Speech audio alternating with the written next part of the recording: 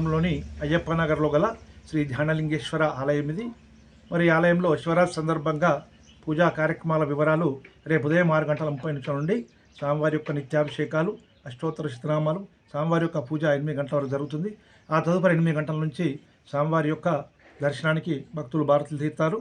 ఆ తదుపరి 1 గంట వరకు భక్తుల దర్శనాల తదనంతరము 2 గంటలకు శివపార్వతుల కళ్యాణం నిర్వహించి 5 గంటల నుండి స్వామివారి యొక్క రుద్రహవనం అంటే యజ్ఞం నిర్వహించి ఈ యొక్క కార్యక్రమాన్ని పూర్తి చేసి మరి అర్ధరాత్రి నిత్య పూజ అనంతరము స్వామివారికి పవలింపు సేవ, స్వామివారి యొక్క గుడి మూయడం. తదుపరి గురువారం రోజున భక్తులందరికీ కూడా శివరాత్రి తదుపరి రోజు అందరికీ భోజన కార్యక్రమాలు అంటే అన్నదానం నిర్వహించడం జరుగుతుంది. ఇట్టి కార్యక్రమంలో భక్తజనులందరూ పాల్గొని స్వామివారి కృపకు పాత్రలు కాగలరని ఆలయ అర్చకుడిగా అందరినీ. మాది కుప్పకంటి గ్రామము, భీమగల్ మండలం, నిజామాబాద్ జిల్లా. మేము ఇక్కడ దేవాలయంలో లడ్డూలు చేస్తున్నాము.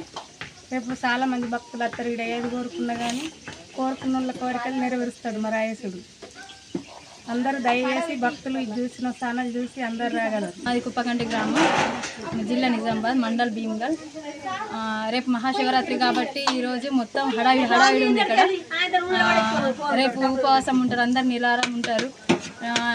మధ్యాహ్నం వరకు నుంచి పూజలు అవన్నీ అయిపోయి తర్వాత హోమం కాలుస్తారు ఇక్కడ. ఆ తర్వాత నెక్స్ట్ మళ్ళీ నైట్ ఇక్కడ భజన ఉంటుంది, అందరు వస్తారు, మంచిగా హ్యాపీగా జరుపుకుంటాం. శివరాత్రి రోజున పొద్దున 6 గంటల నుంచి ఇక్కడ పూజలు జరగడం జరుగుతాయి. భక్తులు చాలా ఎక్కువగా వస్తారు ఇక్కడికి. అంగరంగ వైభవంగా జరగడం జరుగుతుంది ఇక్కడ. నైట్ 12 గంటలకు మనకి పత్రి పూజ ఉంటుంది. రాత్రికి 12 గంటలకు ఇక్కడ పత్రిరాకు ఎక్కించడం జరుగుతుంది.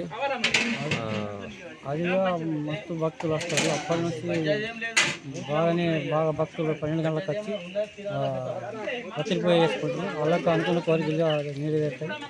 ఏది కావాలనుకుంటుంది. ఇది ఒక 100 సంవత్సరాల నుంచి జరగబడుతుంది. మా గ్రామంలో బాగా శివుడు అంటే బాగా అందరికీ బాగా అభిషేకం. కులదైవం. ఆడవాళ్ళు కానీ మగవాళ్ళు కానీ మొత్తం నిదారం ఉండి పెడతారు.